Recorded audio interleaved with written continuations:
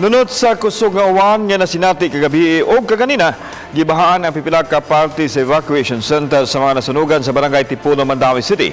Matod sa mga fire victims nga kasamtangan na nimuyo sa CICC grounds, gipangbahaan ang ilang mga tulda tungod sa uwan. Kining pamilyang Villamor halos wa gyud katulog kagabi kay gisanapan sa bahang ilang tent. Naguol sila kay wa man sila flooring, maong miumog na lang o miubog sila sa tubig. Maong nanawagan sila sa uban kung nagplano man modunar nga mamahimong materialis sab aron magamit nila sa pagtukod og balay. Sa pagsusinamo ganina, daghang bahin sab ang wa pa kahubsis baha.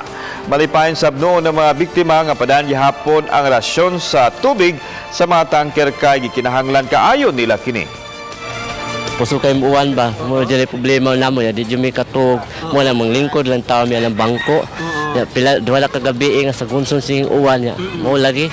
Lisod yun, wa kay punduhanan. Oo. Wala kay drum kay lisod man kay kausar man sa kadlaw. Aso nagkuan na kay mga drum sa balay. Isara mga balde lang.